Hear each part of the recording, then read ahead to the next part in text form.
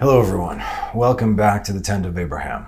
I'm Tamir Kreisman from Israel. This is Parashat Matot Mas'eh, the seals or the sigils and the journeys. Numbers 30 verse 2 until the end of the book of Numbers we conclude today.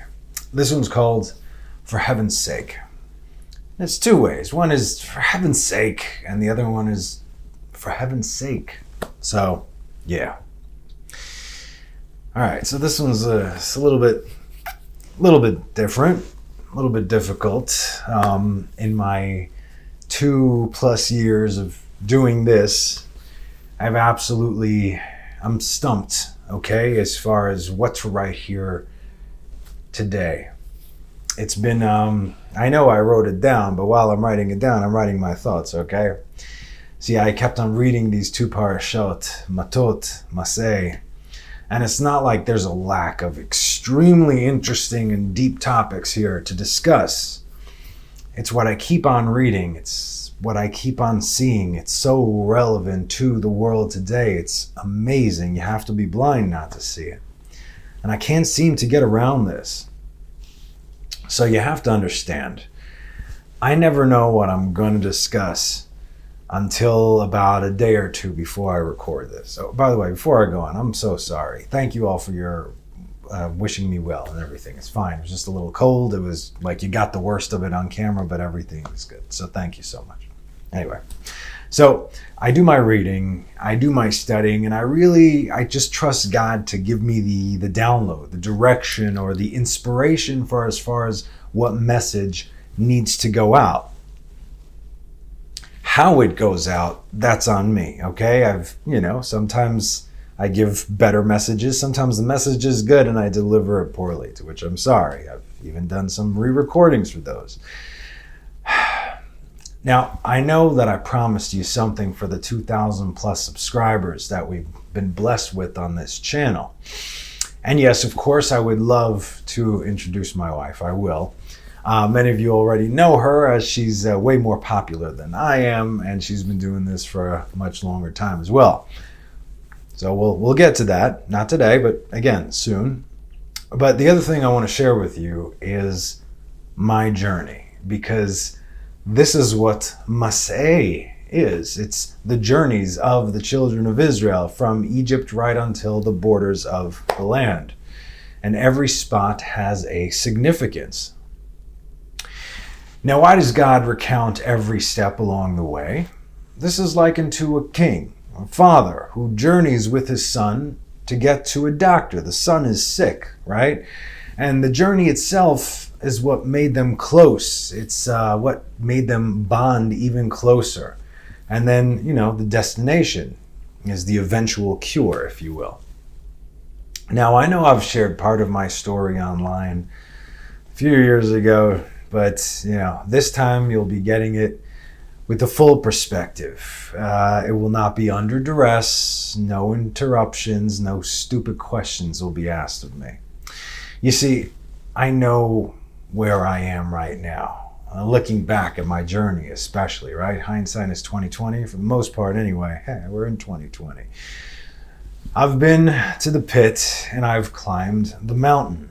And last time, you heard my story. Last time, even when I thought I was out of the pit, looking back now, I knew I was even in a deeper pit than I was before.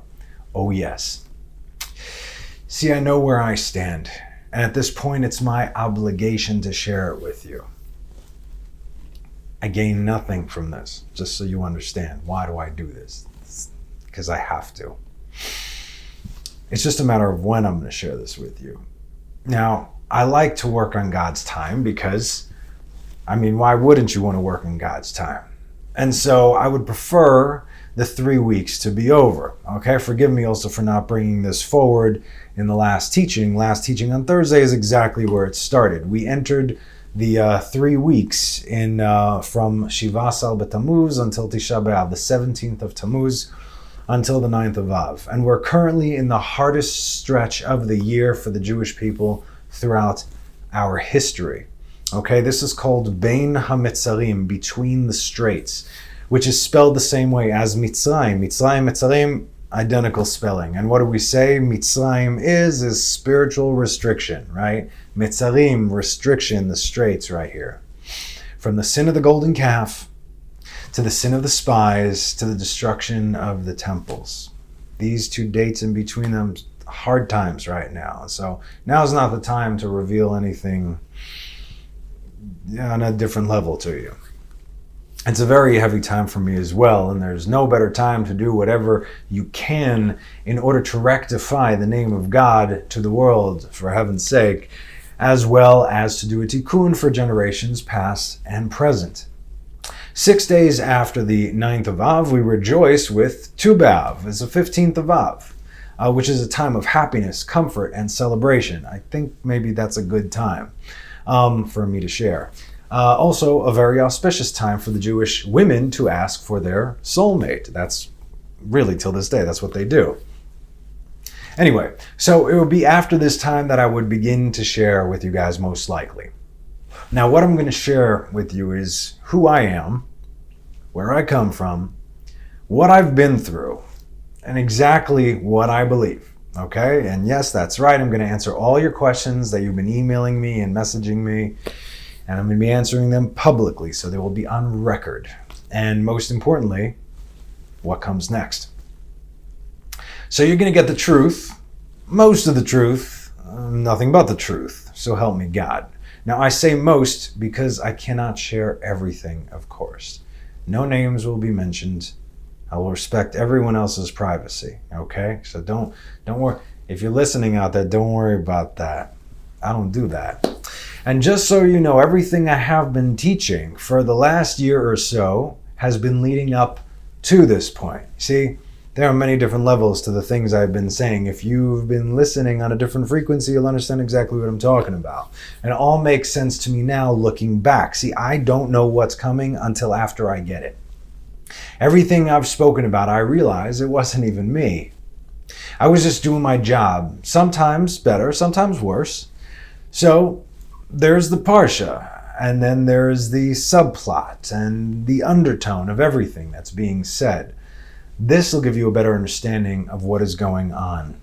Now, this Shabbat, we conclude the book of Bamidbar, the wilderness, Numbers, for some reason. This is the last book that was given by God, as the next one, the fifth one, comes directly from Moses. So here's what I see. The children of Israel are about to enter into the promised land. Hear me now. Take that, apply it to today, to everything that is today. The children of Israel are about to enter into the promised land. This is not the generation that left Egypt, although some were, but the count was only males between the ages of 20 and 50, and they numbered about 600,000, right? We counted them several times.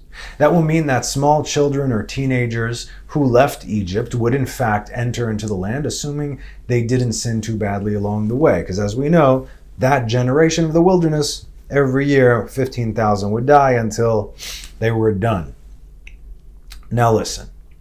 The Midianites, who are from the seed of Abraham. Everything I'm saying to you applies.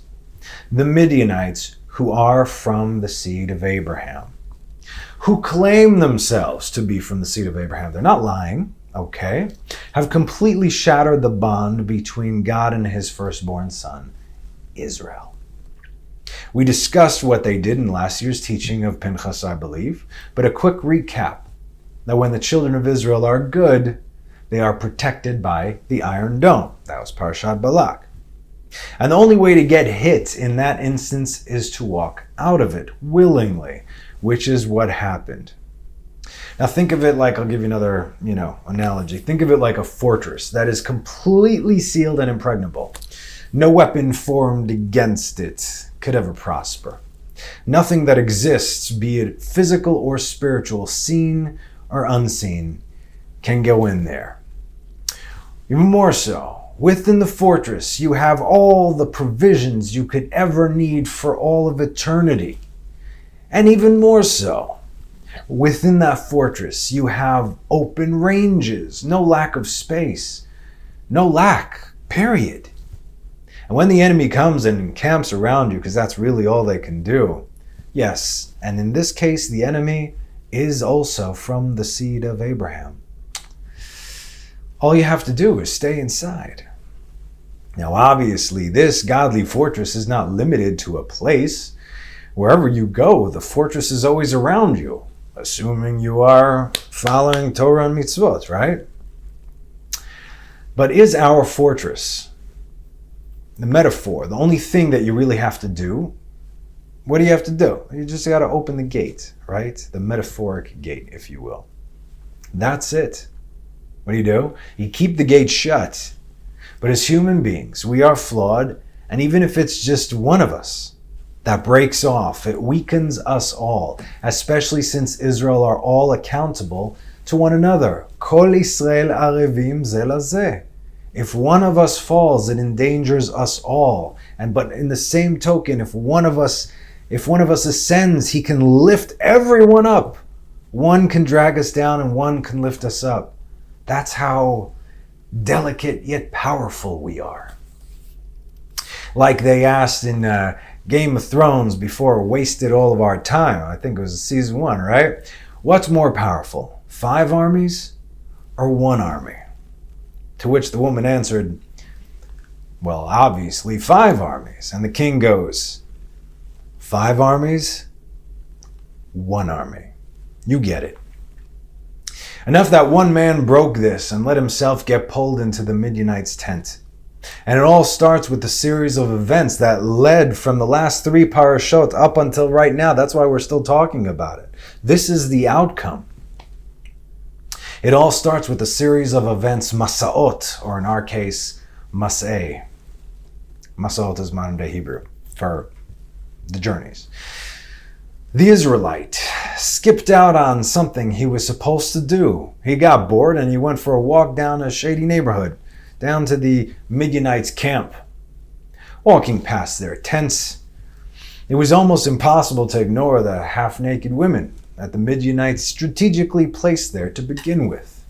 Now don't forget who made this call. It was Bilam and it was Balak. You take Bilam, you take Balak, you put it together, there you have Amalek. That's right, Amalek. Those are just the facts of life. Just the smallest opening, just the tiniest gaze, and that which you are gazing at will gaze right back at you. Oh yes, everything has eyes. Walk through that door, and that which gazes at you now grabs a hold of you, and then you're done. It's too late. I speak from experience, which I will share. Not now. This moment, that can happen to us all. Okay? Even the best of us. And hey, who's some of the best of us? David, King David is right up there with some of the best of us.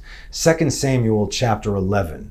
And it was at the return of the year, at the time of the going of the kings to battle. And David sent Joab and his servants with him, and all of Israel, and they destroyed the children of Ammon and besieged Rabbah. But David stayed in Jerusalem. Was David not a king? Was it not the time for kings to do battle? Was David doing what he was supposed to do? No, he was not. So he sent his general Joab in his stead. And what did he do? Next verse. And it came to pass at the time of evening that David arose from his bed, walked upon the roof of the king's house. And what did he see? And he saw a woman bathing from the roof, and the woman was very beautiful. You get bored, you get complacent, you get relaxed, and then before you know it, trouble finds you. This time he noticed something. And instead of looking away, okay, it happened, whoa, okay, let's just, keep walking. If you walk in the neighborhood of Mea Sharim in Jerusalem, men do not walk looking eye level. They walk looking at the ground, so they will not look upon a woman, even a fully dressed, completely modestly dressed woman. They just don't do it. So they don't have any kind of foreign or impure thoughts in their minds. It's phenomenal, okay? So, like I said, he noticed something. Instead of looking away, perhaps he gazed for just a moment too long. But that was all it took. And we know the rest of the story, right? We also know that David had to do some serious tshuva, and the price that he had to pay was extremely high. Nevertheless, ultimately some good came of this, because that's how God works. Don't count on that, okay? But the suffering because of this is something that anyone would rather do without. But back to our Israelite. The gaze got a hold of him, and it pulled him in.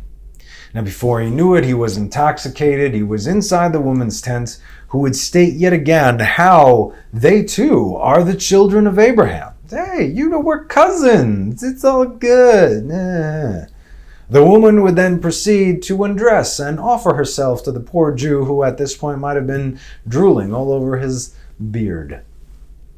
But just one more thing before we get it on, she said. Be a dear and bow down to the statue of Molech, would you? And then we're good to go, honey. And he did.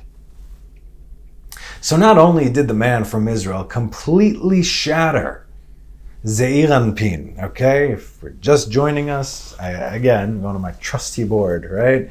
Zeir Anpin. This is the written law. This is the oral law. This is the connection. But without everything, they are nothing. So, he shattered the Zeir Anpin by bowing down to idols, right? Thou shalt not have another God before me, engraved images and the like. But he then severed the connection to it as well by violating Yesod. This is the Brit, this is the circumcision, this is the blood covenant that we have with God. The foundation that connects Zeir Anpin to Malchut. What is Malchut? This is where we are. Okay. Anyway. And then again, imploding Zeir Anpin, the written law that states that no man of Israel shall take a foreign wife. Okay? Or engage in any such acts with foreign women. This is the connection to anything higher. And if there is no Zeir Anpin or a connection to it, all you have is Malchut, right? Kingdom. Oh yeah, kingdom's great if it's attached to something. And we have been discussing just how dangerous Malchut is on its own without any kind of attachment or potential attachment to Yesod foundation, which is the funnel. Thereby, Zeir Anpin, being the Torah, is completely severed and disconnected. The whole chain just broke, burst, shattered. And then Malchut on his own is darkness. This man is now lost. This man is now patient zero. Just started a pandemic right there. And he is then sent back to his camp as a sleeper cell to contaminate the rest of his brothers. And 24,000 children of God dead. And that's how they do it, kids. And if it weren't for Pinchas, almost all would have been dead. Right? God was ready to wipe after this. That's it. We're done. We're done. Nothing. Pinchas heshivit chamati. Okay. Now, why did I give you this quick refresher? Because in Parashat Matot, Moses said, kill them all. And they did, except for the young virgin women. All the males, any woman who was of age who could have engaged in such activity, kill them all. Yes, the children of Abraham. Kids, I'm a child of Abraham. That does not mean that much. Show me, are you a child of Abraham? Fast forward 3,300 years, and the sad state of the Jews today in the world is a lot like what's been going on back then.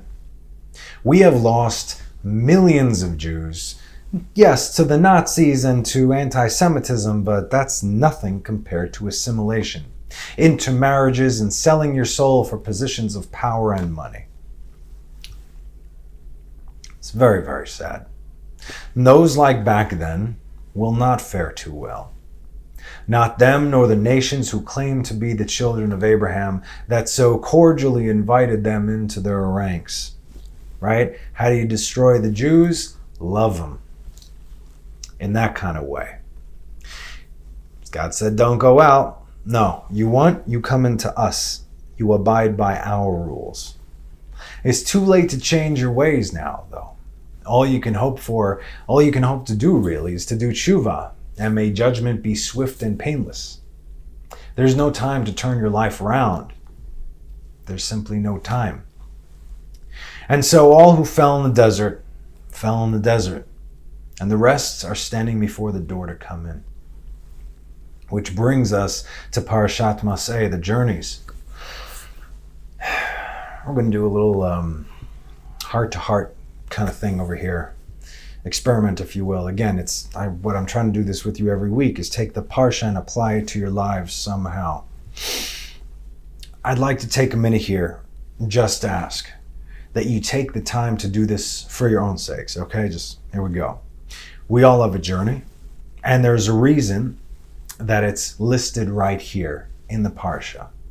Now, we've been told that the journey is as important, if not more important, than the destination itself.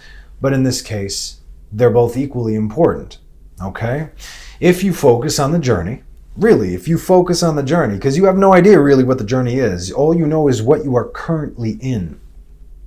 So if you focus on that, don't worry. Even if you don't make it to the finish line that you think is a finish line, on your own, you will be carried there. That's right. Carried, dragged, pulled, whatever. But you're going to get there if you focus on the journey, on the right path, in this life or in the next.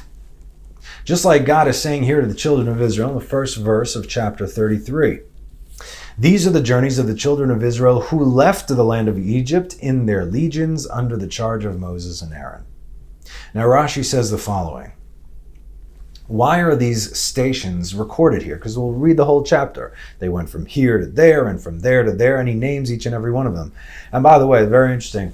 When we moved into our new place right now, not now, after the wedding, then we had a very special rabbi come, and they purify the house with many different tehillim and prayers and zohar and things like that. And the last thing that the rabbi did, he walked around the entire house, all along the walls, everywhere, obviously, except for the bathrooms, and he was reciting this chapter.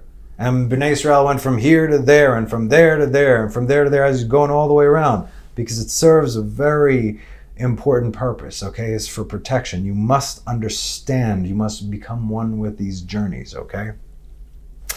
In order to make known the loving acts of the omnipresent, Rashi continues, that although he had decreed against them to make them move about and wander in the wilderness, you should not think that they wandered and move about without interruption from one station to another station for 40 years. That's not how it went down. And you shouldn't think that they had no rest, for you see that they are here only that there are 42 stages over here.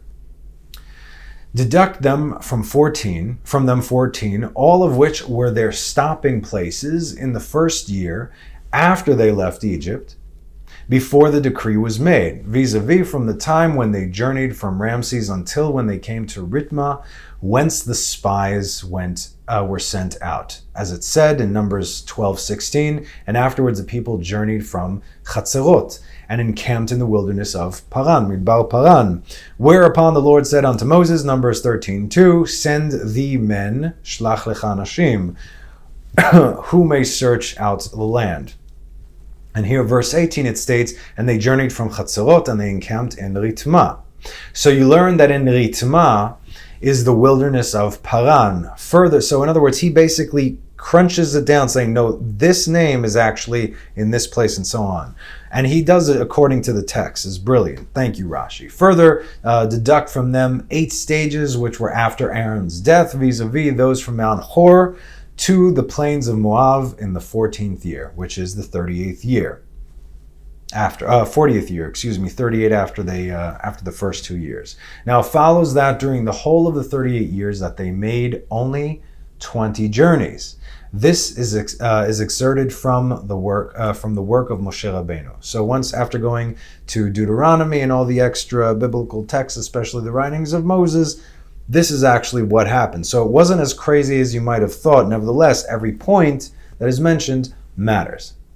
Now do yourselves a favor and go back to the beginning, okay? Here, now work with me. It's very, very important. I know you could watch it through, but then do this for yourselves. Take a pen and paper. Go back to the beginning. You go back to the beginning. When I say the beginning, I don't mean from when you were a child or as far back as you remember. I want you to try and remember your life when you believed that you were the center of the universe. If any of you still believe that you're the center of the universe, what are you doing here? Okay. And where that shift happened, that set you on the path that you are currently on today. Now, I told you, give me a few weeks, I'll share myself with you.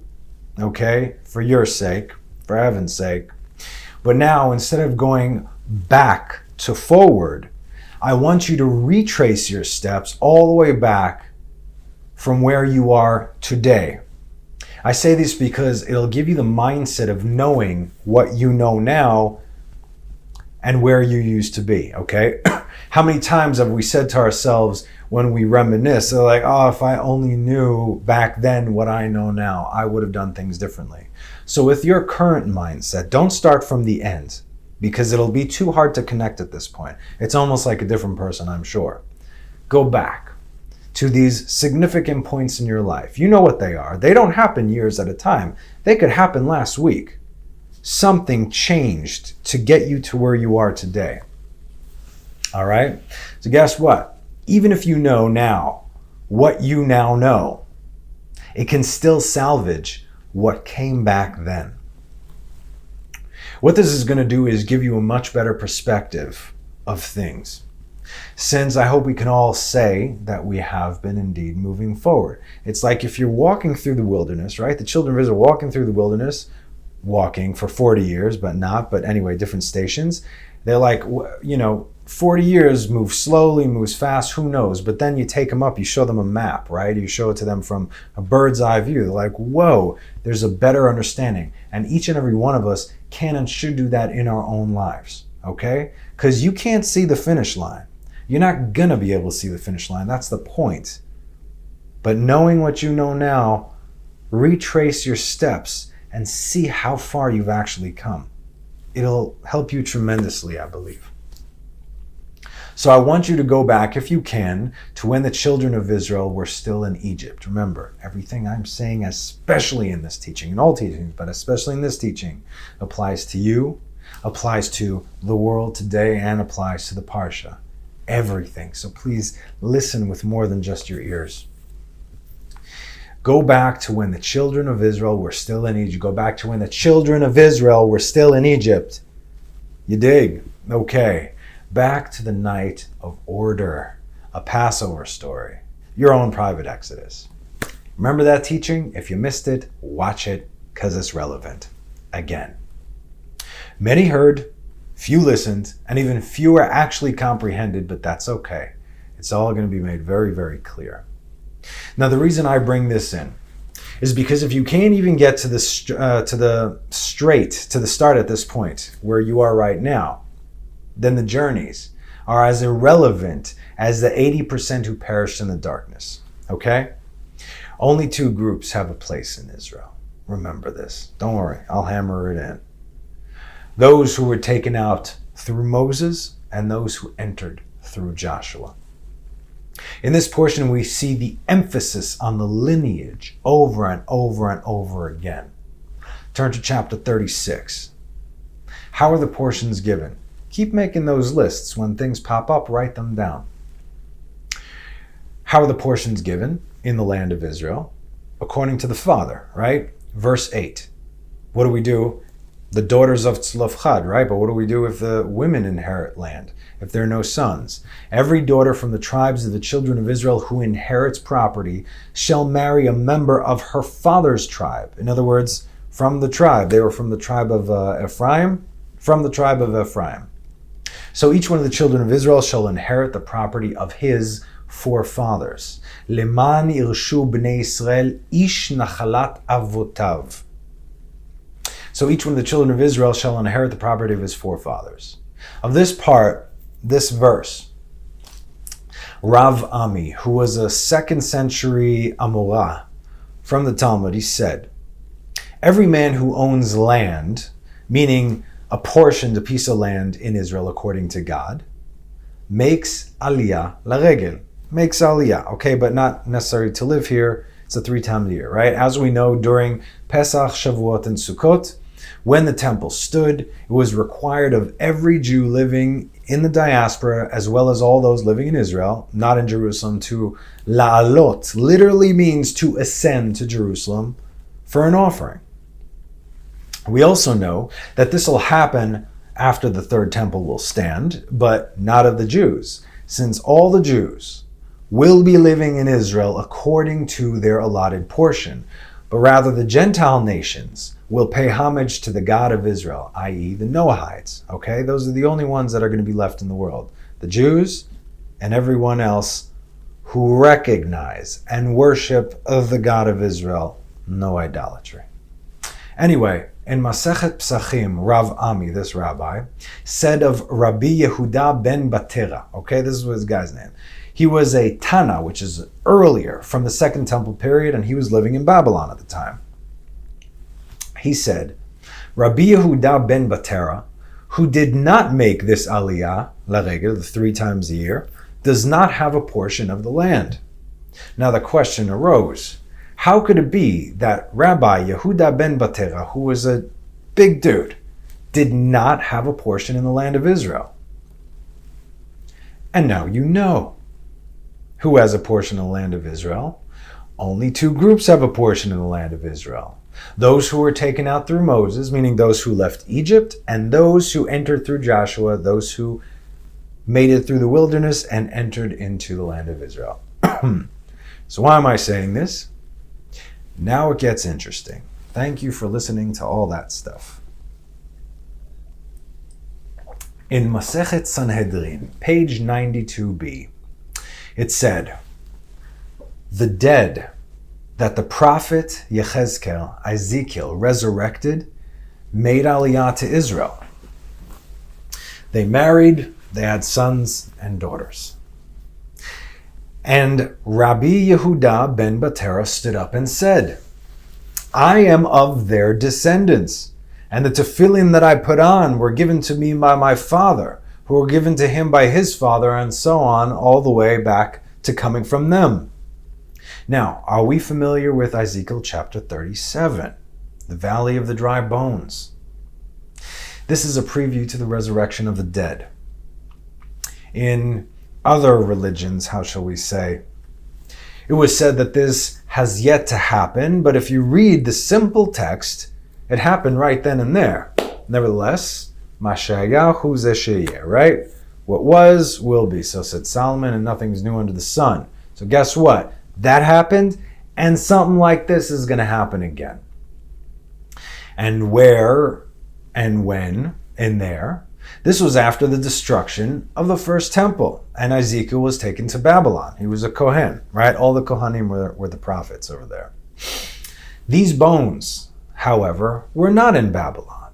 Nevertheless, the prophet was transported there, as we will see. So 37:1. The hand of the Lord came upon me and carried me out in the spirit of the Lord and set me down in the midst of the valley, and that was full of the bones. And he made me pass by them around about, and lo, they were exceedingly many on the surface of the valley, and lo, they were exceedingly dry. Then he said to me, Son of man, can these bones become alive? And I answered, O Lord God, you alone know. And he said to me, prophesy over these bones and say to them, O dry bones, hear the word of the Lord. So says the Lord God to these bones, behold, I will cause spirit to enter into you, and you shall live. And I will lay sinews upon you, and I will make flesh grow over you, and cover you with skin, and put breath into you, and you will live, and you will then know that I am the Lord. So I prophesied as I was commanded. Here he is literally doing it. God told him what to do, he's doing it. And there arose a noise when I prophesied, and behold, a commotion, and the bones came together, bone to its bone, etzem el atzmo. And I looked, and lo, sinews were upon them, and flesh came upon them, and the skin covered them from above, but there was still no spirit in them. So he's seeing bodies form in front of his face. Then he said to me, prophesy to the spirit. Prophesy, O Son of Man, and say to the Spirit, so says the Lord God, from 4 sides come, O Spirit, and breathe into these slain ones, that they may live. Baharugim ha'ele. Okay, so we know that these were slain. Slain who? Now, okay, we'll talk about the spirits another time. Anyway, and I prophesied as he commanded me, and the Spirit came in to them, and they lived and stood on their feet, a very great army, exceedingly so. Chayil gadol me'od. Chayil does not necessarily mean army, but it could. Chayil is also, it's army related. So, they were soldiers. They were fighting. There was a battle. What was going on here? Then he said to me, Son of man, these bones are all the house of Israel. Behold, they say, our bones have become dried up. Our hope is lost. We are clean cut off to ourselves. Okay, now, are all these bones the house of Israel? The Hebrew says, V'omer elai ben adam, hatzamot ha'ele, kol beit Israel hema. There are many different ways that you could say this. It does not necessarily mean that they are all the house of Israel, but rather all the bones you see here are exclusively from the house of Israel. You understand what I'm saying? There's a difference, because that also doesn't make sense, because now you have Judah over there who's also mixed up with Israel, who is in Babylon, right? And we also know that the rest of the house of Israel was taken shortly before that to Assyria. So this cannot be only all the house of Israel, but whoever was there was the house of Israel. See what I'm saying? You get it. Okay. Therefore prophesy and say to them, so says the Lord God, lo, I open your graves and cause you to come up out of the graves. Now this could also be a future prophecy, because if he saw the bones on the surface, the graves did not need to be opened. And cause you to come up out of your graves as my people and bring you home to the land of Israel. Then you shall know that I am the Lord, when I open your graves and lead you up out of your graves as my people. And I will put my spirit into you, and you shall live, and I will set you on your land. And you shall know that I, the Lord, have spoken it, and have performed it, says the Lord. Fascinating, isn't it? Son of man, these bones are all the house of Israel. So again, this doesn't mean that these bones are all the house of Israel. It means that metaphorically, these bones are like all of the house of Israel. All of the house of Israel, who will be in the last days, and the resurrection of the dead. Dry. They're all going to be dry. Dry of what? Dry of the Spirit.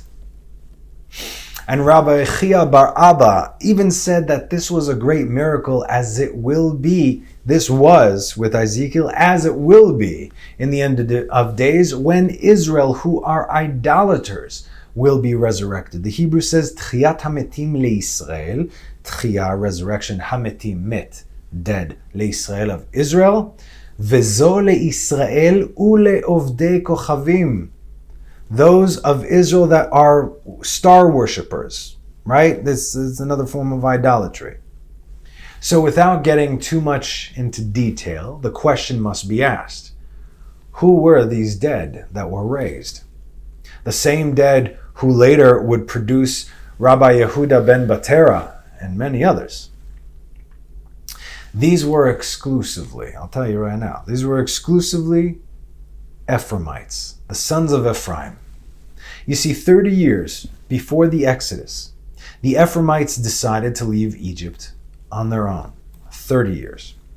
Now, why 30 years? When God showed Abraham that his descendants would be in bondage for 400 years, that was 30 years before the birth of his actual descendant, Isaac. You can read it. It says, your descendants will be, for 400 years. But Isaac wasn't born yet. In other words, the 400s started counting once Isaac was born. Abraham was 70 at the time. Parashat Lech Lecha begins when Abraham was 75. Okay? In other words, there's a reverse in the order. As I told you from the book of Jasher, Abraham went to the land of Abram, then went to the land of Israel, went back to get his family, and then when God said Lech Lecha, as we have in the Tanakh, that's the second time he went to Israel. But the first time he went to Israel, that's when God gave him this vision. Brit ben Abtalim, the covenant of the pieces. So from the time prophecy was given to Abraham, it was exactly 30, which was on Erev Pesach. It was exactly 30 years before Isaac was born, which was on Erev Pesach. And exactly 400 years later, to the day, was the Exodus on Erev Pesach. So Ephraim decided to book early, leaving his brothers to rot in Egypt. How did they fare? Well, we know that all their bones could be found in a single valley. So let's just call it a mass grave, meaning they did not fare too well. Now, where do we get all these crazy things from? 1 Chronicles chapter 7, verse 20. Uvnei Ephraim, Shutelach uvered bno v'tachat bno ve'elada bno v'tachat bno. And the sons of Ephraim, Shutelach and Bered his son, and Tahath his son, and Eladah his son, and Tahath his son, and Zabad his son, and Shutelah his son, and Ezer and Elad. And the men of Gat, the natives of the land, slew them because they came down to take their cattle. And Ephraim, their father, who was still in Egypt, mourned for them many days, and his brothers came to console him. And he went to his wife, and she conceived and bore a son, and he named him Beriah, because during a time of trouble she was in his house. Not Beriah like birthing, like being born. Anyway, Bera'ah, I'm sorry. Wickedness and evil, bad times. So, it wasn't just these dudes. It was almost the entire tribe. You have to understand, as we saw in Ezekiel, there were many, many, many bones, a heavy army, and they all got slain. So, who are the men of Gat? These were the Philistines. And what was their sole purpose, the Philistines? What was their sole purpose? To be the thorn in the side of Israel, if Israel were not doing what they were supposed to do. All throughout Judges, the Philistines, thorn in the side, until Shimshon, Samson, was a thorn in their side just for a little bit, and then boy, David came along. Oh yeah, payback. So Ephraim thought that they were smarter than everyone else, and that they went on and they got themselves killed. Now wait, there's more. Psalm 78 goes on to give the description of where our brothers from Ephraim might have been and might very well will be at. Now again, I am speaking of what happened here, and I'm speaking of today. I don't have to keep mentioning this. All my teachings are like this. If you pay attention, you'll see it. Now pay attention to the words in the Psalm says, because it speaks of the past, but also speaks of the end of days. We'll start with verse 1. I'm not going to read the whole thing, but a little bit. A maskil of Asaph, hearken, my people, to my instruction. Extend your ear to the words of my mouth. I shall open my mouth with the parable. I shall express riddles from time immemorial. Chidot minei kedem of old. That we heard, and we knew them, and our forefathers told us. How quickly we forget, right? We shall not hide from their sons. To the last generation, they will recite the praises of the Lord, and his might, and his wonders, which he performed. And he established testimony in Jacob, and he set down a Torah in Israel, which he commanded our forefathers to make them known to their sons, in order that the last generation might know, are we listening? Sons who will be born should tell their sons. And they should put their hope where? In God, and not forget the deeds of God, and what and keep his commandments. And they should not be as their forefathers, a stubborn and rebellious generation, who did not prepare its heart, and whose spirit was not faithful to God. Now look who just gets singled out next verse, verse 9. The sons of Ephraim, armed archers, retreated on the day of battle. They did not keep the covenant of God, and they refused to follow his Torah. They forgot his deeds and his wonders, which he showed them. Here's another allusion to this event. This is right before the Exodus itself. Exodus 13:17. Now I'm going to give you 16 as well, because this should have been the way to avoid ending up like Ephraim. And it shall be for a sign upon your hand and for ornaments between your eyes. This is the tefillin, right? On the hand and between your eyes. For with a mighty hand did the Lord take us out of Egypt. Now here's the verse. It came to pass when Pharaoh let the people go that God did not lead them by the way of the land of the Philistines, for it was near, because God said, lest the people reconsider when they see war and return to Egypt. Vahi b'shalach paro et ha'am velo nacham. Do we understand this verse better? Now, given all this history, you see this? Look how we're learning Torah. It's a beautiful thing. Velo nacham. What is lo nacham? God was not comforted. Vengeance is coming. But look, have you noticed where we are? You didn't notice where we are. We're back in Egypt, baby. I told you. Go back to the beginning. You get with the program or you get dead. Okay, fine. Now, even though the majority of the Ephraimites refused to follow God, abandoned their brothers, and worshipped the stars or foreign gods, they were still God's children. And this one is from Isaiah 63. Okay? Obviously, there are many different ways to read many different passages and many different verses. All right. Isaiah 63. Who is this coming from Edom with soiled garments from Botzra? This one who was stately in his apparel, girded with the greatness of his strength. I speak with righteousness, great to save. Okay. Now, he's coming from Edom. Okay, we know that this is Mashiach. This is also God taking, not the same person, also God taking vengeance upon who we will see. Mi zeba mi Edom chamutz bgadim, right? Verse 2, why is your clothing red and your attire like that of one who trod the winepress? But look what the Hebrew says. Madua adom lilvushcha ubgadecha kedorech begat. Trod, stepped on, gat, in gat. Compare this with 1 Chronicles. וזבד בנו ושותלח בנו ועזר ואלעד והרגום אנשי Gat. And Zabad his son, and Shutelach his son, and Ezer and Elad, and the men of Gat, the natives of the land, slew them. Okay, let's continue. A winepress I trod alone, and from the peoples none was with me, and I trod them with my wrath, and I trampled them with my fury, and their lifeblood sprinkled on my garments, and all my clothing is soiled. For a day of vengeance was in my heart, and the year of my redemption has arrived. Welcome back to 2020. Is this the year? Well, let's hope so. Many more things have to happen, of course, but we pray every day. Ani ma'amin be'emunah shelema, every day, every minute. Only two groups have a place in Israel: those who were taken out through Moses and those who were entered through Joshua.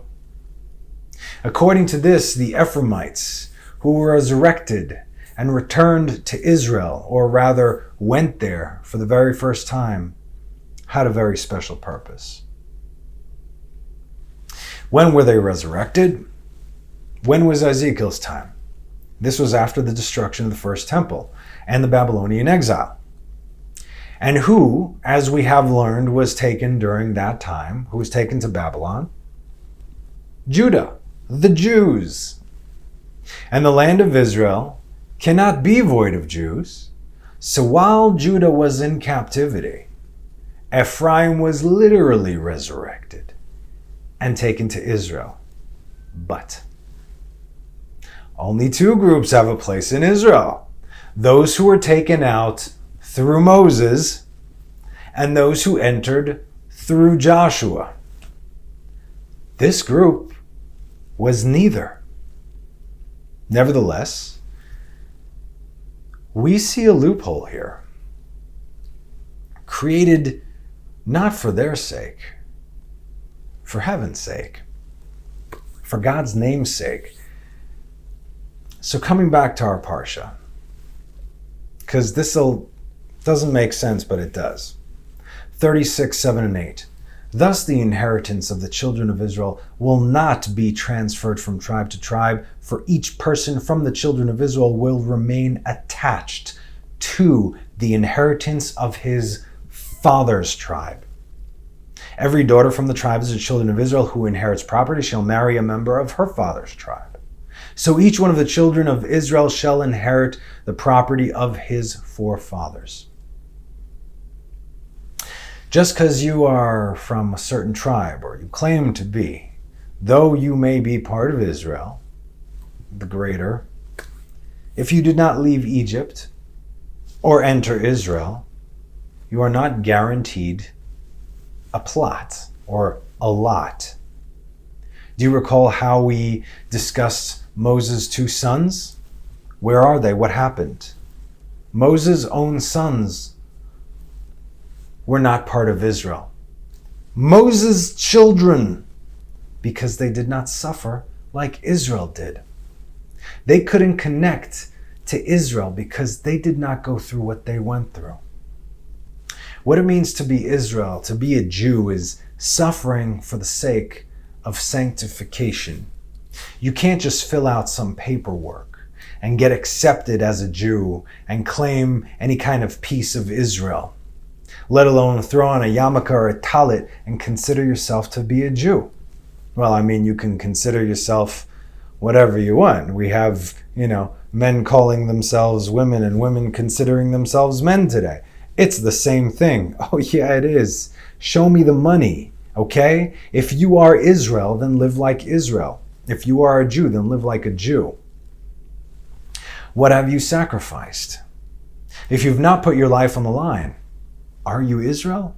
If you did not leave Egypt, go through the wilderness, and fight for the land, are you Israel according to God? Masechet Brachot says, Eretz Israel niknet beisurim.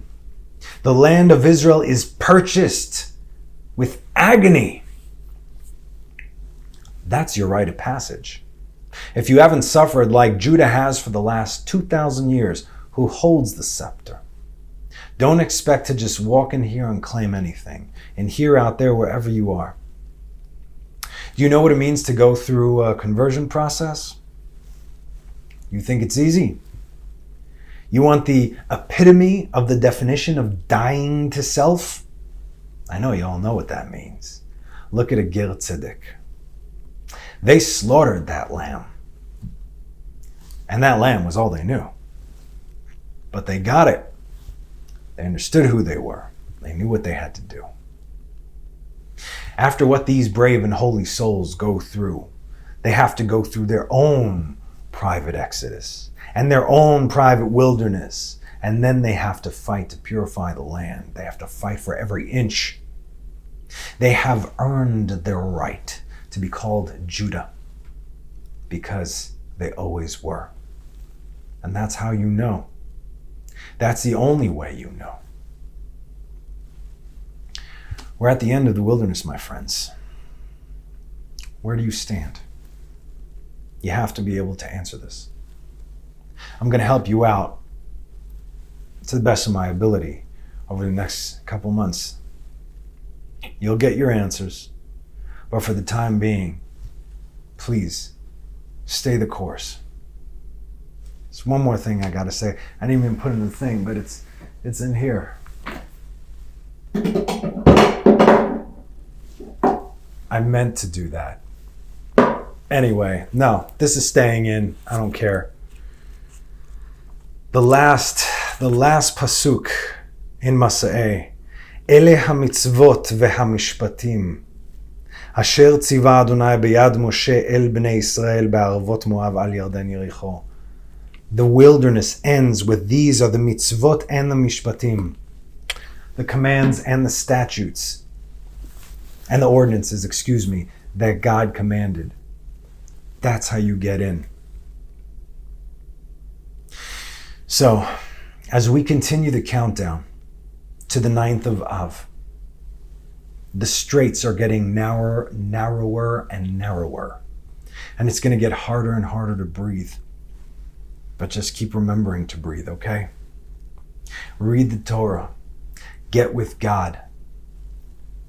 And if you're not of Israel, and you feel that you are, then become it. There is a spiritual loophole, there is a physical loophole, but that loophole, it has to be sanctified. It's not what you think. And for this time that we're in, it looks like we're certainly going to need it. So thus concludes the book of Bamidbar, to which we say, Chazak, chazak v'nitchazek. Strong, strong, and may we be strengthened. So thank you for joining me. I hope to see you next time for the book of Dvarim, Deuteronomy. So be safe. Reach out if you need to. Have a wonderful rest of the week, and have a Shabbat Shalom. Bye-bye.